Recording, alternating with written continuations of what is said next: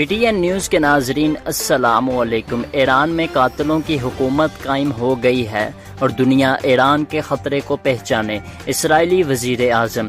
اسرائیلی حکومت نے سخت گیر سمجھے جانے والے ابراہیم رئیسی کے ایران کا صدر منتخب ہونے کی سخت نکتہ چینی کرتے ہوئے عالمی طاقتوں کو متنبہ کیا ہے کہ وہ تہران کے ساتھ جوہری معاہدے نہ کریں۔ اسرائیلی وزیر اعظم نفتالی بینٹ نے ابراہیم رئیسی کو ایرانی صدر کے طور پر انتخابات کو قاتلوں کی حکومت کا آغاز قرار دیتے ہوئے عالمی برادری سے کہا ہے کہ جوہری معاہدے کے حوالے سے ان پر اعتماد نہیں کیا جا سکتا۔ 60 سالہ قدامت پسند رہنما اور ایرانی سپریم کورٹ کے چیف جسٹس ابراہیم رئیسی ایک ایسے وقت ایران کے صدر منتخب ہوئے ہیں جب تہران اور بڑی عالمی طاقتوں کے درمیان جوہری معاہدوں کو بحال کرنے کے حوالے سے بات چیت کا سلسلہ جاری ہے۔ اسرائیلی رہنما نے کیا کہا؟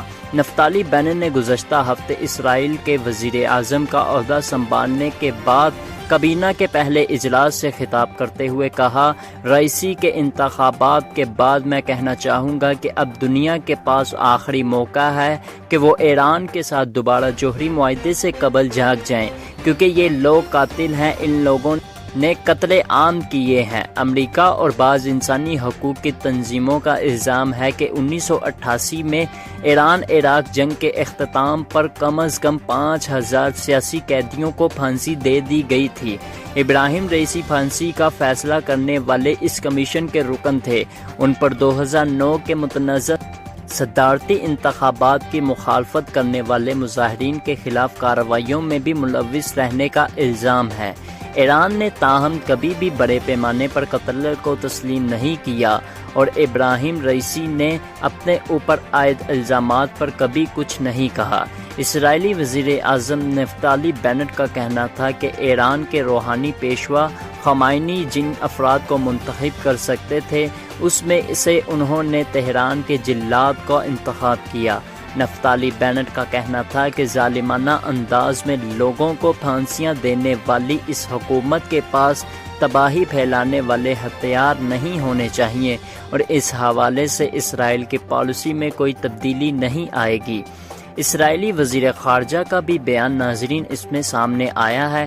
اسرائیل کے وزیر خارجہ اور متبادل وزیر اعظم یائر لیپڈ نے کہا ہے کہ ابراہیم رئیسی کے منتخب ہونے کا مطلب جوہری معاہدے کا خاتمہ ہے۔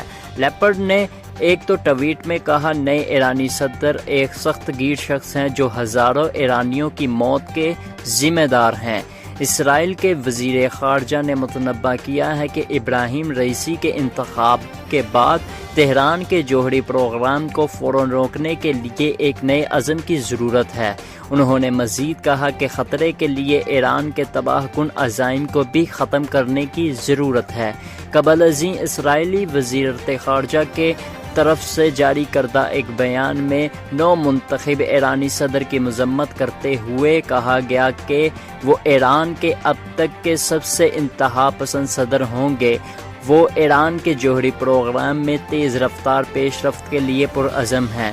ناظرین، آپ کو بتاتے چلیں ابراہیم رئیسی کون ہے۔ ابراہیم رئیسی کو ایران کے روحانی پیشوا آیت اللہ خمینی کا قریبی سمجھا جاتا ہے۔ 60 سالہ رئیسی اپنے کیریئر میں بیشتر اوقات قانون کے شعبے سے وابستہ رہے۔ خمینی نے انہیں سن 2019 میں ایرانی سپریم کورٹ کا سربراہ نامزد کیا تھا۔ انہوں نے سن 2017 میں صدارتی انتخابات میں بھی حصہ لیا تھا، لیکن وہ صدر حسن روحانی سے ووٹوں کے کافی بڑے فرق سے ہار گئے تھے۔ ابراہیم رئیسی سن 2016 میں ایران کے سب سے اہم ترین مذہبی ادارے امام رضا فاؤنڈیشن کے سربراہ بھی مقرر کیے گئے تھے۔ اسرائیلی وزارت خارجہ نے ایک بیان میں کہا ہے کہ ایرانی سپریم لیڈر آیت اللہ خمینی نے اپنے من پسند امیدوار کی کامیابی کے لیے اپنا اثر و نفوذ استعمال کیا ہے۔ اس نے الزام لگایا ہے کہ حکومتی انتظامیہ نے مخالف امیدواروں کی کامیابی کے خدشے کے پیش نظر 50% سے زائد ووٹروں کو ووٹ ڈالنے کے لیے نااہل قرار دیا۔ دنیا ایران کے خطرے کو پہچانے، اسرائیلی وزیر اعظم نفتالی بینٹ۔ اسرائیل کے وزیر اعظم نفتالی بینن نے امریکہ اور اپنے اتحادیوں سے کہا ہے کہ وہ ایران کے خطرے کے بارے میں جاگ جائیں۔ انہوں نے یہ بیان ایک ایسے وقت پر دیا ہے جب ایران کے ساتھ جوہری معاہدے کو دوبارہ لاگو کرنے کے لیے مذاکرات جاری ہیں۔ نو منتخب اسرائیلی وزیر اعظم نفتالی بینن نے کہا ہے کہ ایران کی قاتلوں کی حکومت ہے، جوہری ہتھیار بنانا چاہتی ہے، جبکہ ایران کا اصرار ہے کہ اس کا جوہری پروگرام پرامن مقاصد کے لیے ہے۔ سفارتکاروں کا کہنا ہے کہ ایران کے ساتھ جوہری معاہدے کو دوبارہ لاگو کرنے کے حوالے سے پیش رفت ہو رہی ہے، تاہم ابھی کچھ معاملات پر اتفاق رائے ہونا باقی۔ یاد رہے کہ صدر ٹرمپ کے دور میں امریکہ اس معاہدے سے دستبردار ہو گیا تھا۔ اسرائیل اس معاہدے کی ہمیشہ سے مخالفت کرتا رہا ہے۔ اس سے قبل اسرائیلی وزارت خارجہ کے ترجمان کا کہنا تھا کہ ایران کے نئے صدر ابراہیم رئیسی کے انتخاب پر عالمی برادری کو گہری تشویش ہونی چاہیے۔ وزارت خارجہ کے ترجمان لیئر ہیتھ کا کہنا تھا کہ ابراہیم رئیسی ایران کے اب تک کے سب سے زیادہ بنیاد پرست صدر ہیں۔ انہوں نے متنبہ کیا ہے کہ نئے رہنما ایران کی جوہری سرگرمیوں کو فروغ دیں۔ سینچر کو ابراہیم رئیسی کو ایران کے صدارتی انتخابات کا فاتح قرار دیا گیا۔ کہا جا رہا ہے کہ یہ انتخابی دور انہیں برتری دلانے کے لیے تیار کی گئی تھی۔ سن 2015 میں ایران اور مغربی ممالک کے مابین جوہری معاہدہ ہوا تھا، جس کے بعد ایران پر سخت پابندیاں ختم کر دی گئی تھیں۔